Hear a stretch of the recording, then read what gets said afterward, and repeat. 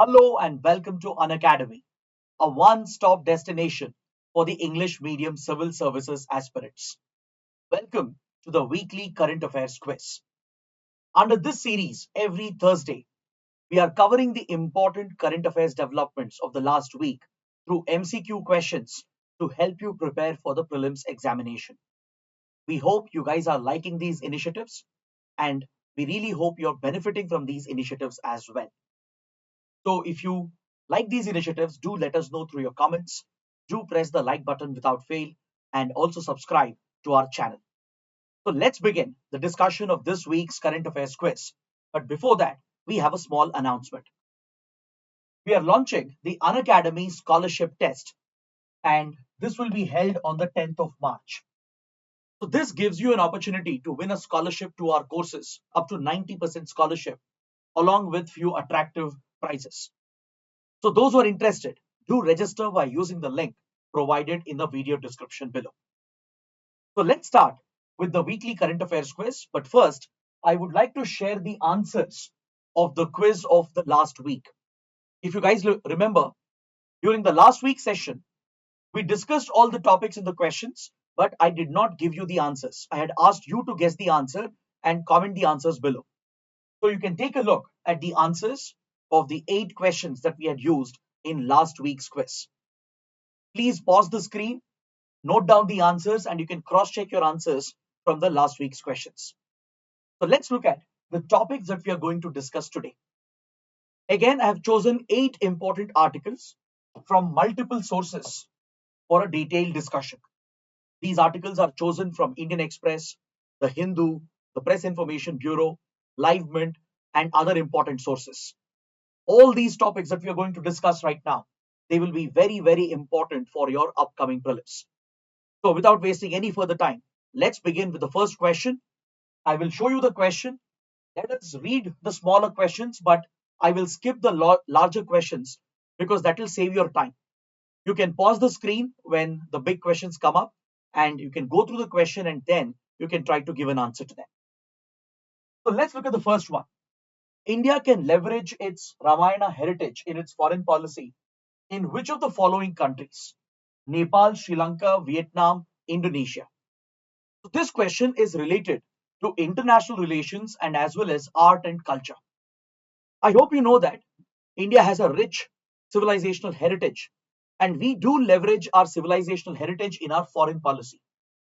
For example, we have something called the Buddhist Circuit Initiative, where we leverage India's Buddhist heritage to promote Buddhist diplomacy in several Asian countries. In several Asian countries from South Asia to Southeast Asia and East Asia, Buddhism remains a very popular religion. And India being the birthplace of Buddhism, we leverage our Buddhist heritage and promote that as part of our soft power diplomacy, as part of our cultural diplomacy. Similarly, Ramayana as well, the Indian epic, offers a religious and cultural connection between India and many other Asian countries. So this question has been picked because we had a related article on the PIB's website. According to this press release from the Ministry of Culture, there was a Ramayana related event which was organized by the National Gallery of Modern Art, which was inaugurated by Meenakshi Lekhi, the Minister of State for External Affairs and Culture. During this event, the Minister of State remarked about India's Ramayana heritage and how India is leveraging it through its foreign policy to gain influence in many other countries where Ramayana linkages are present. It's in this context that I have chosen this topic for discussion. So as I mentioned, Ramayana is a great Indian epic, right? And there are many different versions of Ramayana present across Asian countries. If you look at Sri Lanka, for example, the epic Ramayana is directly tied with Sri Lanka, as there are many places and sites present even today linked with this epic. Similarly, Nepal also is connected directly with Ramayana. There are many different versions of Ramayana which are very popular across Southeast Asia and East Asia. Then even in Central Asia, in Tibet, in parts of China as well, there are variants of Ramayana which find a cultural relevance even today. So through our diplomacy, we leverage these civilizational cultural links to gain influence, to gain soft power influence in these important countries across Asia. In fact, we leverage our Islamic linkages as well with West Asian countries and Central Asian countries. So similarly, India relies upon its cultural, civilizational heritage and tries to use this as a part of its foreign policy as a cultural tool. Now, here I have given the list of the different variants of Ramayana which is found across Asian countries and cultures. For example, in Central Asia as well, there is a variant of the Ramayana which is deeply imbibed into the subconscious cultural traits of the Central Asian countries. In East Asia, from Yunnan province of China to Japan to even parts of Tibet, there are different variants of Ramayana which are relevant even today. There are many cultural arts and practices connected to the Ramayana tradition, which is widely popular across these Asian countries, and especially in Southeast Asia, from Myanmar to Indonesia to Thailand to Vietnam. In all these Southeast Asian countries, there are different variants of the Ramayana which are widely popular. I'm sure many of you might have visited Thailand or Vietnam or Indonesia. So there you would have seen these cultural art performances, right? These ballets. And these are all based on the stories of the Ramayana epic.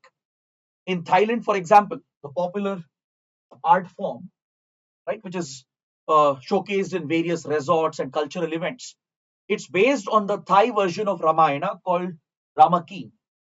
In Indonesia, from Java to Bali to Sumatra, there are different variants of the Ramayana, especially in Bali, where you also have a number of Hindu temples and a strong Hindu population, right? In Java as well, where Hindu temples are found. There are different variants of the Ramayana, and Ramayana ballets are performed even today, and it represents the cultural symbol of Indonesia. So these are connected to the Ramayana heritage shared by India.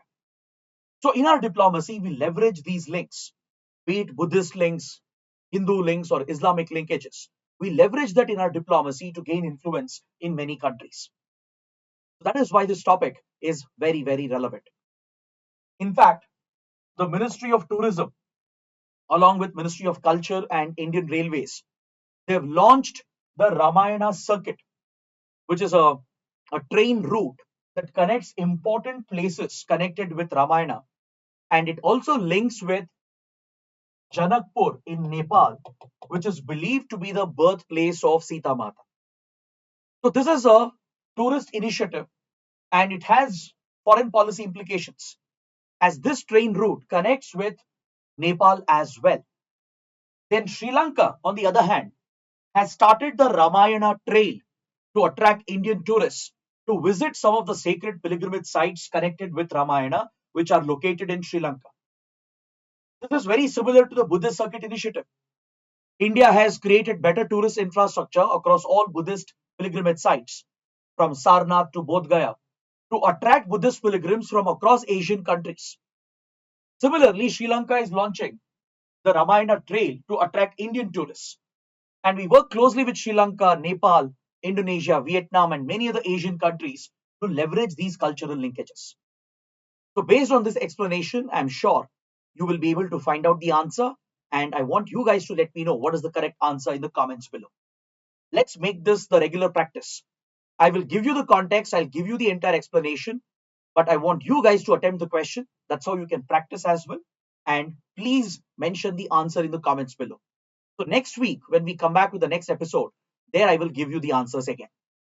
Now let's look at a small announcement related to the UCAN initiative that we have launched. Unacademy's Current Affairs Navigator. This is an exclusive, comprehensive current affairs course that we have started from the 5th of March. And through these classes, you can cover your current affairs for both prelims and mains. From every Tuesday to Friday, basically 4 days a week, we will be conducting live classes from 9:30 to 11:30 p.m.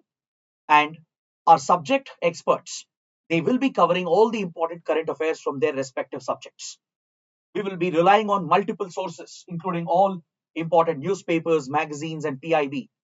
And respective teachers will take up the current affairs from their subjects. And this will basically simplify your current affairs preparation. If you're interested to enroll, you can use the link provided in the description below. Now, please look at the second question. I will step out for a second. You can pause the screen, read the question carefully, and then we'll discuss the context and the explanation. This question is related to the National Skill Development Corporation. So there are three statements given, and you need to check which of the above statements, how many of these statements are correct. This topic is in news because again we had a press release from PIB, from the Ministry of Skill Development and Entrepreneurship, which has launched a new skill development initiative for Odisha called Project Odisha. The Union Minister Dharmendra Pradhan,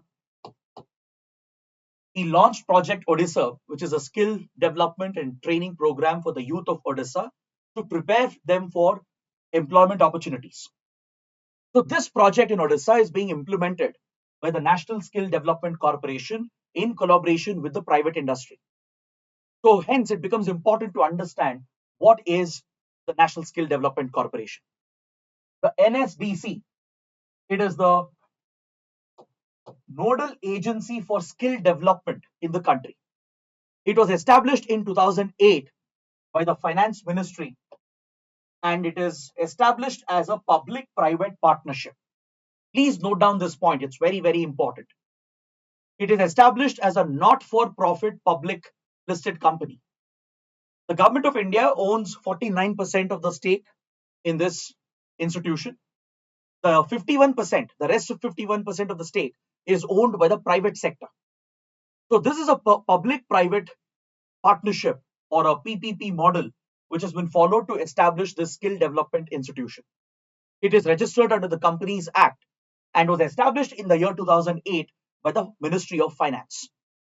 But later, when the Ministry of Skill Development was established as a new ministry, the National Skill Development Corporation has been moved from Finance Ministry to the Ministry of Skill Development. So today it's functioning under the Ministry of Skill Development and Entrepreneurship. So this is the lead organization for implementing Skill India. The Skill India mission, which is a flagship initiative of the Modi government, is led by the National Skill Development Corporation. It collaborates with the private sector and runs these skill development programs and vocational training programs to prepare the country's youth for the job market.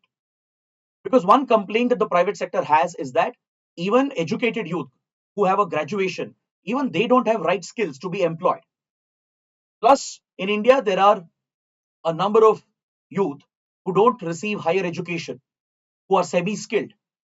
So imparting vocational training to them, providing them basic skills and making them ready for the job market, for the labor market, is the primary role of the National Skill Development Corporation.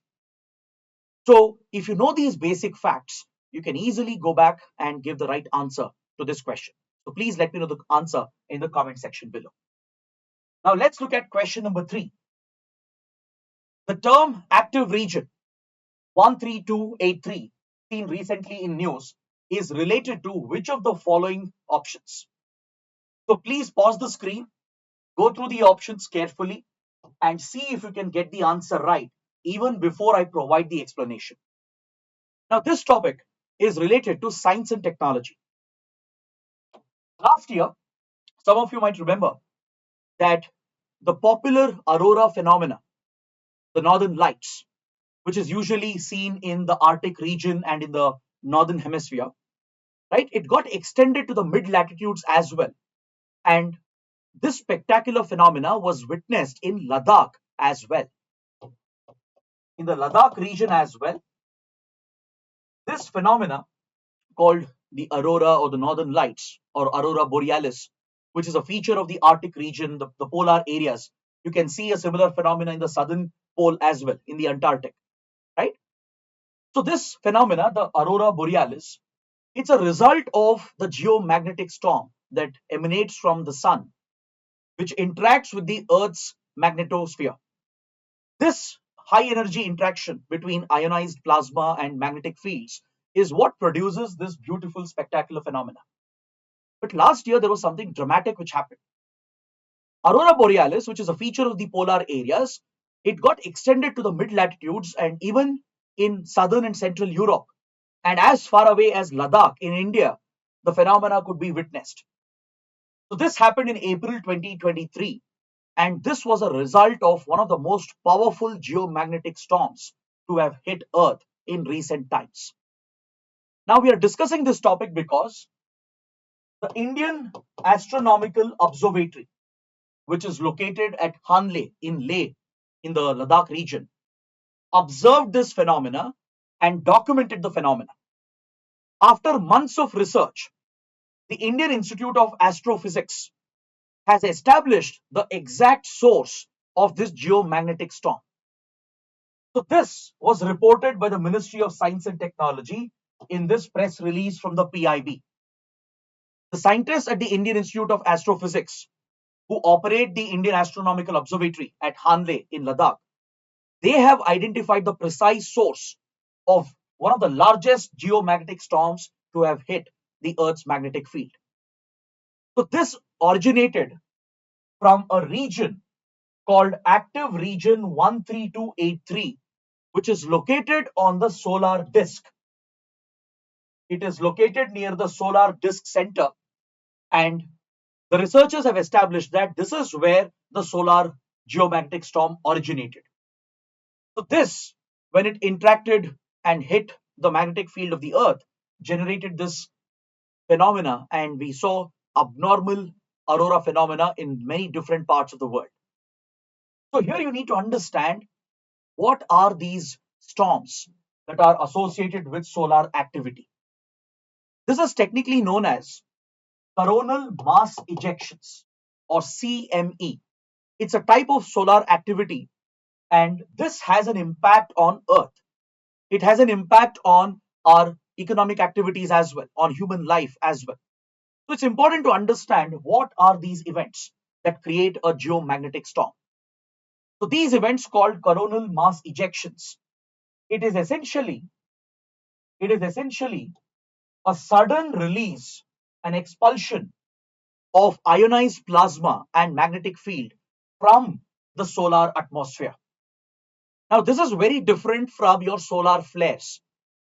Solar flares are electromagnetic fields of radiation which is emitted as bursts of electromagnetic waves that strike the Earth. Now, when it comes to solar flares, they travel at a very fast rate because it's electromagnetic radiation. It travels at the speed of light. So it reaches the Earth's atmosphere in just around 7 to 8 minutes, which is exactly the time taken by the solar radiation as well to reach the Earth. However, coronal mass ejections, which cause the geomagnetic storm, they travel relatively at a slower speed compared to solar flares. Coronal mass ejections, right, which is a ejection of the plasma, the ionized gases from the solar atmosphere, along with the magnetic field, it moves at a much slower speed, and it takes many hours or even sometimes many days to reach the Earth's atmosphere. All right, but however, these coronal mass ejections, they can impact the functioning of satellites in orbit. They can disrupt communication on Earth.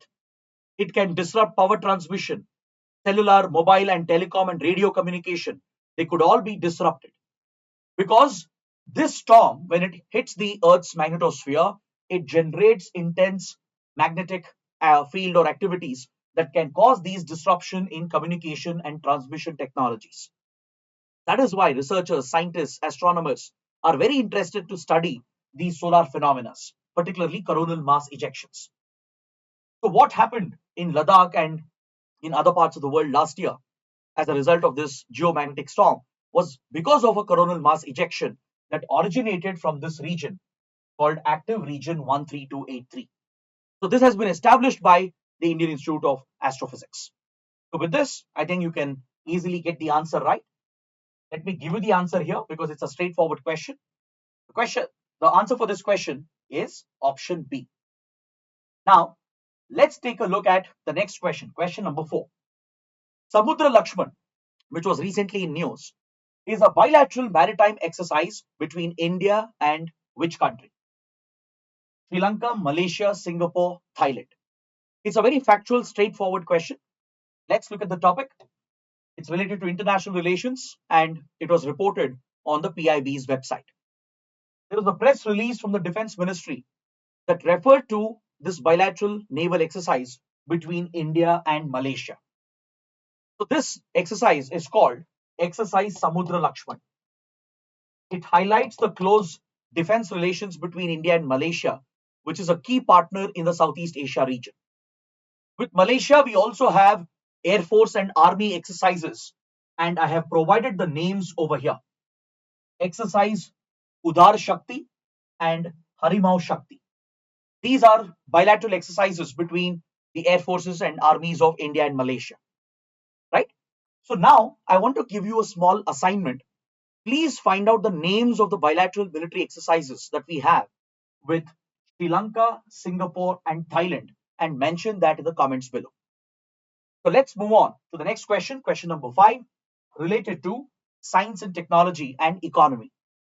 The question says Penicillin G is the active pharmaceutical ingredient used in antivirals, antibiotics, antifungals, or none of the above. The correct answer, I will give the correct answer because again the question is pretty simple and straightforward, but the explanation of the topic, the context is very, very important. The correct answer here is option B. Penicillin G is a API or an active pharmaceutical ingredient used in the production of antibiotics. Now, why are we discussing this? Because there was an important article by the Indian Express. It's related to the Indian economy, the pharma industry in India. It's also related to science and technology. See, penicillin is like the raw material through which antibiotics are produced. I hope you know that antibiotics are used to treat bacterial infections. So antibiotics are essentially life-saving drugs that help you deal with bacterial infections. And penicillin is the active pharmaceutical ingredient. It is the raw material through which antibiotics are produced. So until 1990s, India was producing enough penicillin G on its own to meet the domestic requirement for antibiotics in India. There were many Indian pharma companies producing penicillin G, which is the API that is needed to make antibiotics. But as the Indian economy opened up in 1990s, as we liberalized and globalized our economy, cheap Chinese penicillin G hit the Indian market. China, as you know, right, has been one of the largest producers of APIs in the world. And Chinese pharma companies, they flooded the Indian market with cheaper penicillin G. And as a result, Indian companies had to shut down their business. From being a self-sufficient country at one point to an extent, we became a dependent country on Chinese imports. Especially our pharma industry, right, became heavily dependent on Chinese APIs because they were cheaper. And as a result, domestic API manufacturers could never compete with the cheaper Chinese APIs. So over the last 3 decades, over the last 30 years, India has not been producing penicillin G. We largely rely on import of this ingredient or raw material from Chinese pharma companies to produce antibiotics in India. But according to this article, India has restarted the production of penicillin G. Indian pharma companies are producing penicillin G again because of direct government support provided under the PLI scheme. Under the Production Linked Incentive Scheme, Government of India is providing subsidies or direct support for several critical industries and sectors to boost domestic production. It is based on the Atmanirbhar vision to make India self-sufficient in some key domains, especially when it comes to pharmaceuticals. Right? India is known as the pharmacy of the world because we produce one of the world's largest generic medicines, then vaccines, and even antibiotics. But most of the raw ingredients, the APIs basically, they are imported from China. Almost 60 to 70% of the APIs used by Indian pharma companies comes from China. So to reduce this dependency on Chinese APIs, India has provided PLI or production linked incentive to the pharma sector, and now we have restarted the production of Penicillin G in India. That is the significance of this development. So this could reduce our dependency on Chinese imports, and it could make India's pharma industry more self-sufficient with regard to production of antibiotics. Right? So that is what we take away from this important article. And of course, now the answer is also very, very clear. Now moving on, let's talk about a few strategic projects initiated by India which were in the news over the last week. This is question number 6. I have listed 3 important strategic projects involving India that were in the news, and it's been matched with few locations on the right. So you need to check how many of these pairs are correctly matched. ISRO's second port has been matched with Kulasekari in Tamil Nadu. INS Jatayu has been matched with Lakshadweep. Agalega strip has been matched with Mauritius. So let's look at the context, why these projects were in news, where they are located, right, and what advantages do these projects bring to India. Based on that, you can easily go back and give me the right answer. The Indian Express carried an important article related to space technology. The article was talking about the second spaceport that ISRO is going to set up in southern coastal Tamil Nadu at a place known as Kulasekara in the Thoothukudi district of Tamil Nadu. Prime Minister Narendra Modi laid the foundation stone for this project, and within a couple of years, India will be having a second spaceport. Now, as you know, ISRO currently has one spaceport at Sriharikota, which is located off the coast of Tamil Nadu and Andhra Pradesh, very close to Chennai, right? So if you look at the map, it is slightly incorrect. The depiction here is slightly incorrect. Sriharikota is located off the coast of Chennai and Andhra Pradesh in the Bay of Bengal. So that is where ISRO's current spaceport is located. That is where all the launches of ISRO take place, right? So ISRO's spaceport at Sriharikota is already overburdened. India has already opened up the private sector as well with regard to the space domain. We have opened up the space domain for the private sector participation. So in the coming years, we are going to witness many more commercial launches, private launches of satellites and other payloads. So just one spaceport is not going to be able to handle all the requirements.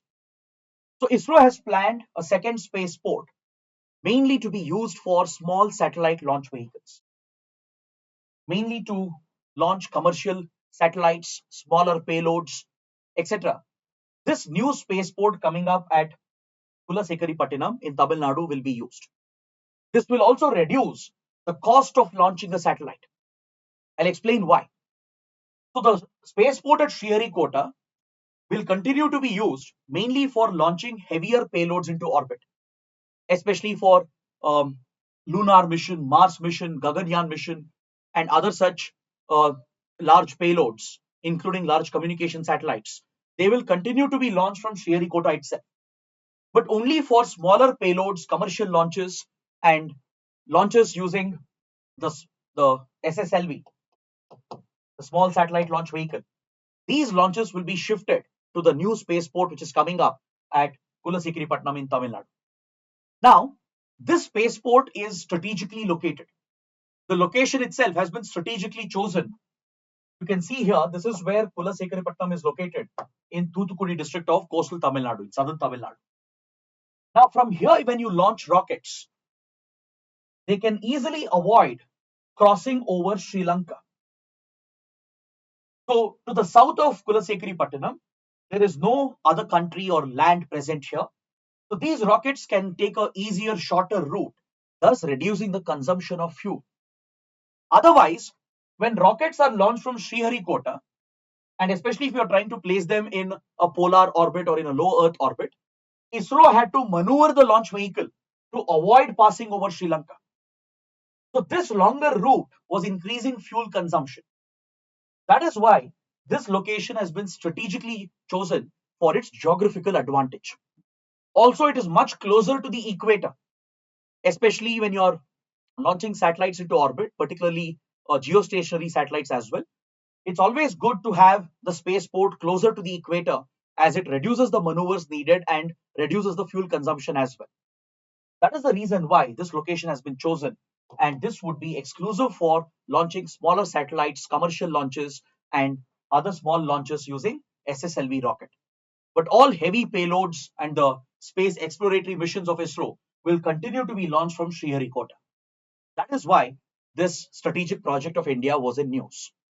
Next, Live Mint and many other newspapers, they carried an article related to INS Jatayu. This is a new naval base that India has commissioned at the Lakshadweep Islands. The Lakshadweep is strategically located in the Arabian Sea and provides us a base from where the Navy can project its influence and power all across the Indian Ocean, right? Towards Western Indian Ocean, towards the Gulf region, towards the Horn of Africa and the Red Sea. Indian Navy can easily project its power and influence by using such military facilities. On the Lakshadweep Islands, we already had a naval base called INS Rakshak in Kavaratti over here. This is the first naval station of the Indian Navy. So now a second naval base has come up called INS Jatayu on the Minicoy Island over here. So this comes at a time when there has been a controversy involving Lakshadweep Islands between India and Maldives. It also comes at a time when we are witnessing increased Chinese naval presence across the Indian Ocean, and also at a time when there are security threats in the Arabian Sea posed by the Houthi rebels and Somalian pirates, which is a threat to Indian interests. So the commissioning of the second naval base, INS Jatayu in Lakshadweep, is of great strategic significance to India. Now coming to the last topic mentioned in this question, the airstrip at Agalega Island. This was inaugurated recently between India and Mauritius. The Agalega Island belongs to this Indian Ocean country called Mauritius. Agalega Islands, they are located to the north of Mauritius. It's a very small island with a small population. And India had won the lease of this island in 2015. India and Mauritius have very close cultural, economic and defense relations. And in 2015, when PM Modi visited the country to inaugurate coastal surveillance radars that were built by India, and when PM Modi launched the Sagar Doctrine, which is a foreign policy doctrine for the Indian Ocean, during this visit, Mauritius had signed an agreement with India, leasing Agalega Islands to India to build transport connectivity projects on Agalega Island. So as part of this project, India has built an airstrip and a port, and this not only serves a strategic purpose for both the countries, it can also serve an economic purpose. These connectivity projects can boost tourism to Agalega Island. It can bring better connectivity and socio-economic development for the people of Agalega and Mauritius.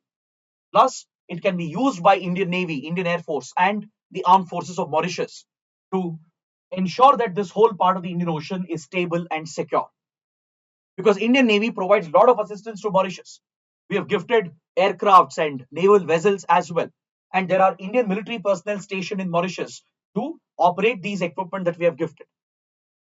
So such a presence here through a port and an airstrip will help the Indian armed forces, if required, to carry out surveillance and patrolling and to counter any security threat that is present in this part of the Indian Ocean.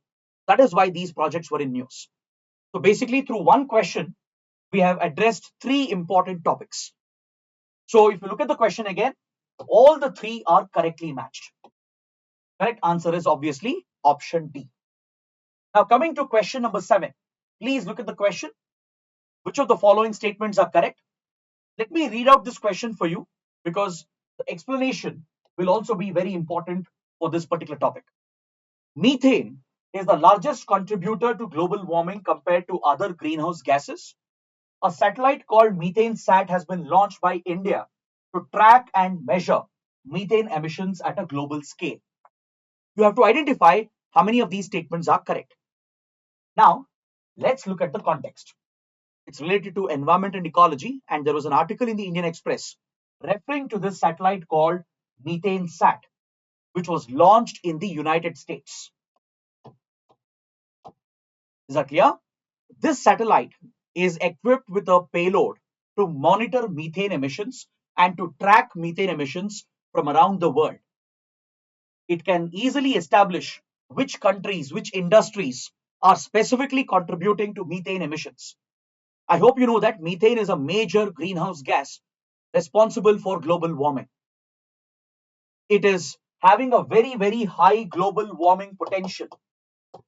In fact, its potential to cause global warming is many, many times higher than even that of carbon dioxide. Even though carbon dioxide is present in greater concentration compared to methane, methane contributes very significantly to global warming because of its higher global warming potential. Is that clear? So methane is the second largest contributor to global warming after carbon dioxide, because carbon dioxide has a much larger concentration in the atmosphere. But if you look at just the global warming potential of, let's say, every molecule of methane with carbon dioxide, methane's global warming potential is many, many times, almost 80 times higher than that of one molecule of carbon dioxide. But due to the difference in concentration levels, methane becomes the second largest contributor to global warming, whereas carbon dioxide remains the first largest contributor to global warming. So there are many industries that contribute to methane emissions. You have agriculture, you have animal husbandry, right? And even many industrial activities, even burning fossil fuels, they all contribute to methane emissions. Even unscientific waste management, landfills, right? So all these are sources of methane emissions. So given that it's the second largest contributor to global warming and it has a very, very high global warming potential, it's very important to track methane emissions in order to contain the emission of methane. That is why a research organization from United States called Environmental Defense Fund, or EDF, has developed a satellite called MethaneSAT. It has developed the satellite in collaboration with Harvard University, the Smithsonian, and the New Zealand Space Agency. So there are institutions from the US involved in the development of the satellite along with New Zealand. And this was launched by a SpaceX rocket from the US. So it can track methane emissions from different countries and different industries, and it will give us valuable data to understand methane emissions. So based on this, we can design climate action programs to cut down the emissions of methane. So based on this understanding, now you can go back to the question and give me the right answer in the comments. Coming to the last question for today, question number 8. How many of these statements are correct? The question is related to the BrahMos extended range supersonic cruise missile. So please pause the screen, go through the statements given here, the 3 statements given with regard to BrahMos extended range supersonic cruise missile. So let me explain the context and the topic as well so that you will be able to easily find the answer. The topic is related to security and defense and as well as science and technology. And we had this important article in the Hindu. According to the article, the Indian Navy has brought out a 19,000 crore deal approved by the Defense Acquisition Council and the Union Cabinet to procure 200 BrahMos extended range missiles to arm the Indian Navy and ensure that the Indian Navy is in a position to defend the maritime interests of India. The BrahMos extended range is an upgraded version of the previous BrahMos missile. So BrahMos ER or BrahMos extended range is the upgraded version of the BrahMos. As you know, BrahMos is a joint venture between India and Russia. But the range of the BrahMos was limited to 290 kilometers because there is an international export control regime called MTCR, the Missile Technology Control Regime. Until 2016, India was not a member of MTCR. So as a result, Russia was not able to transfer technology to India or collaborate with India on a technology where a missile could be developed with a range of more than 300 kilometers. If you look at MTCR, right, which is an export control regime, it has 35 countries as part of it. It's an informal arrangement between them, and they restrict the export of any missile or aircraft related technology through which missiles and drones can be built with a range of more than 300 kilometers, which can carry a payload of more than 500 kilograms. Anything beyond that, any technology that could contribute to such missiles and UAVs is prohibited from exports, and only the members of MTCR can trade in such technology. So India, which was not a member of MTCR until 2016, could not receive such technology from Russia, or else Russia would have been in violation of its MTCR commitments. That is why the Indian version of BrahMos was kept limited to a range of 290 kilometers, just 10 kilometers short of 300, which is the threshold set by MTCR regulations. But in 2016, India became a member of MTCR.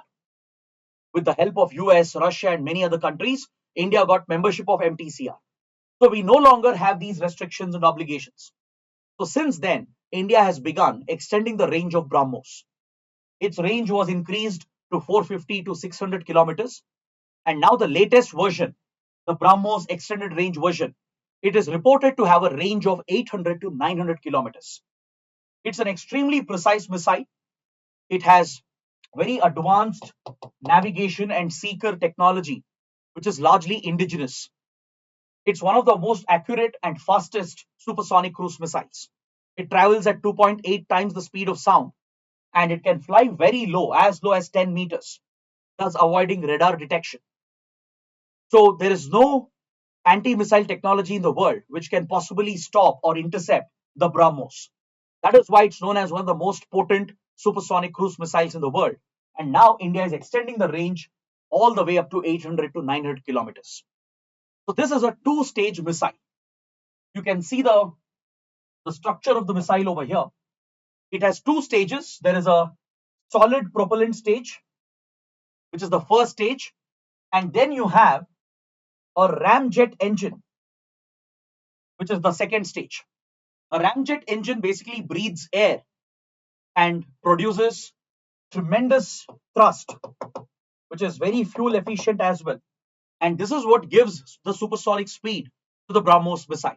So it is a two-stage missile with a solid state propellant forming the first stage of the missile, and a ramjet engine, or air-breathing ramjet engine, that forms the second stage. So this is what you should know about BrahMos extended range supersonic cruise missile. So with this information, please go back to the question, try to give the right answer and mention that in the comment section below. So on this note, I would like to conclude the discussion for today. I hope you guys have benefited from the initiative. If you did, please let me know in the comments, press the like button, and don't forget to subscribe to our channel. That is it. I'll see you next week. Thanks for watching.